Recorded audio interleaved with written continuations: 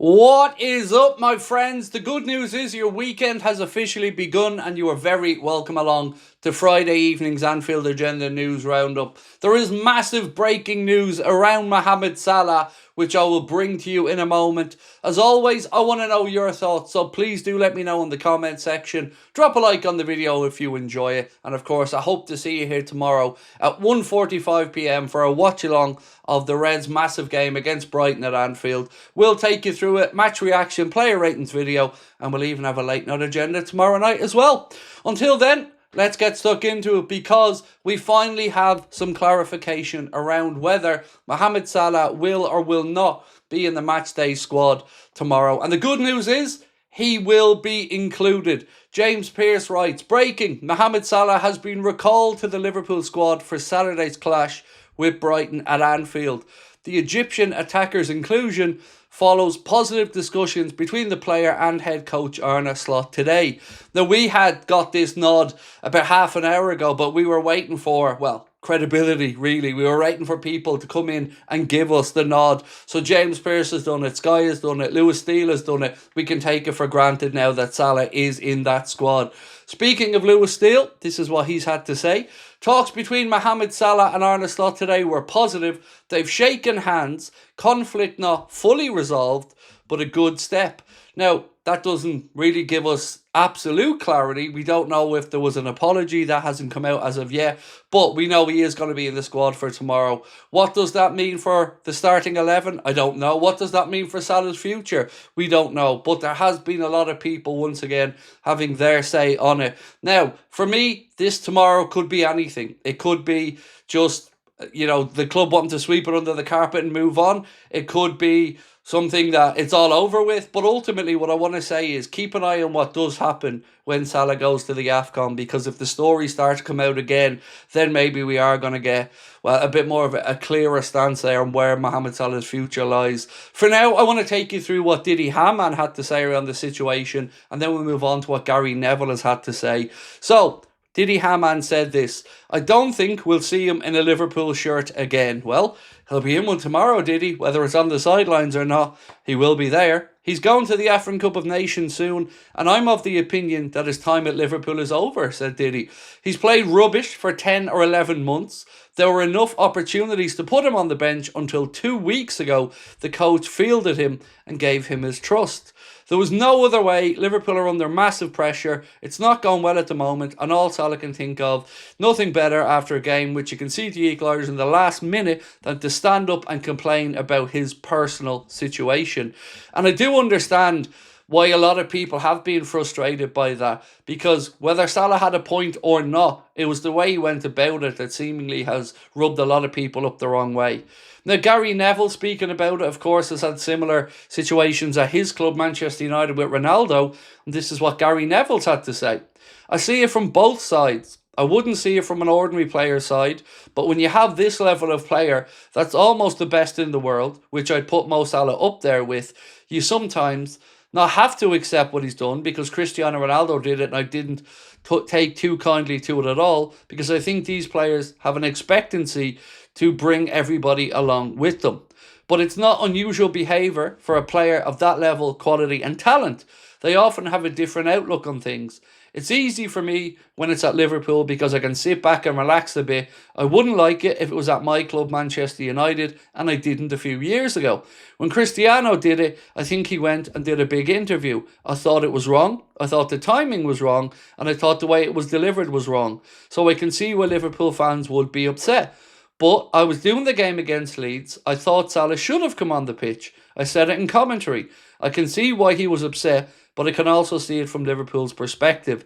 They feel let down and that he's put a lot of attention on them that wasn't needed in a moment of difficulty. Now, I think that's pretty fair and balanced from Neville.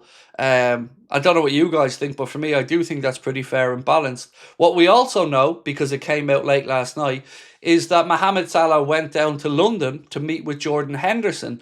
Now, what wound me up about that meeting wasn't that he spoke to Jordan Henderson. I mean, Henderson went through his own Liverpool situation and maybe he wanted some advice on it. But to do it in a public place, is what really wound me up, because they were pictured in an Italian restaurant somewhere in London. Now, I doubt Mohamed Salah was down there because he wanted to ask Jordan Henderson about what life was like at Brentford.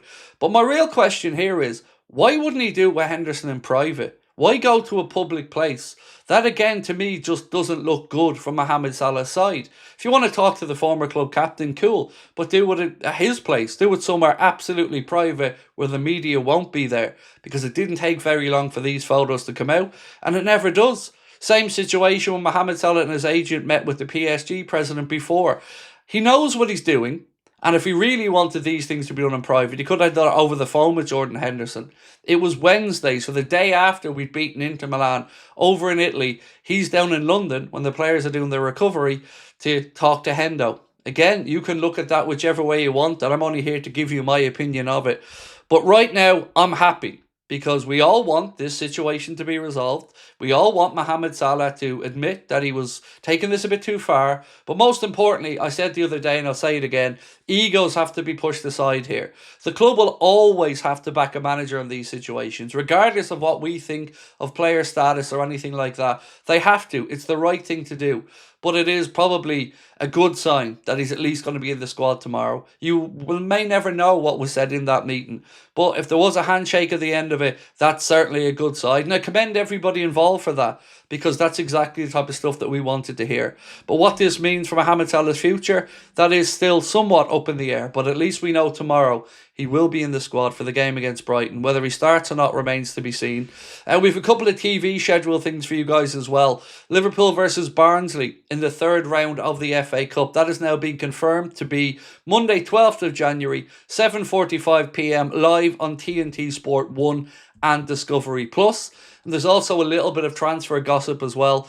Florian Plettenberg has said Liverpool, Chelsea, Spurs, Manchester City and many more clubs have Yan Diamonde in their sights. The problem here, though, is that Leipzig are considering a fee over £100 million. £100 million, ladies and gentlemen.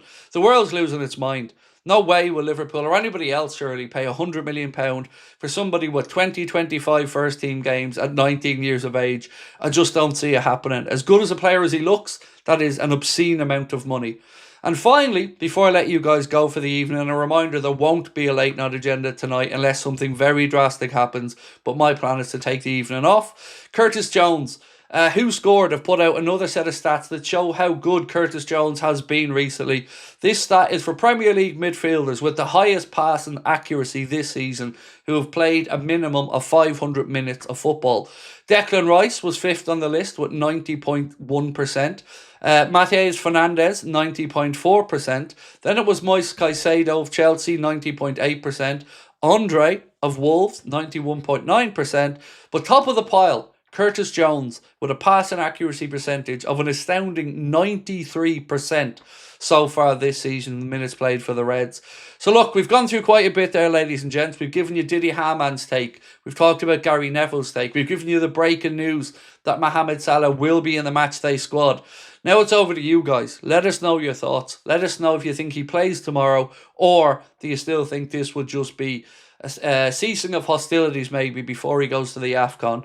My gut feeling is we haven't heard the last of this story. I do think when Mo goes to the AFCON, it'll start to pick up a bit more pace, and you will see, I believe, more links to the Saudi Pro League. But that's just my take on it. This isn't me trying to tell you that's a fact, just how I'm trying to read this situation. But I know that we all vary, so do let us know your thoughts. And as I mentioned, we'll be live here tomorrow from 1:45 to take you through the game. A reminder, the game won't be on TV in the UK. Thankfully, I'm covered, as it'll be on Premier Sports here in Ireland. But as always, do check out our friends at Surfshark as well, who come in handy on days like this. For myself, thank you so much for your continued support, ladies and gents. The reason I'm taking this evening off is just fatigue, really, nothing else. And I want to make sure that I'm fresh to be ready here for you guys tomorrow. We will have the watch along. We'll have our match reaction, our player ratings video, and a late night agenda tomorrow night as well. We'll also be taking Tuesday and Wednesday off next week as the Reds have a week between games. And again, we're just trying to play a little bit of catch up and get a breather for ourselves. So we've went through a lot there. Now it's over to you guys to let us know your thoughts. Again, good news. Mohamed Salah will be in the matchday squad for the game against Brighton and Hove Albion tomorrow. Let's hope that he can get on the pitch, but most importantly, let's hope that the Reds can get back to winning ways in the Premier League and we can all feel a little bit happier about life, at least from a footballing perspective. Thank you for your time. We'll talk soon. Bye-bye.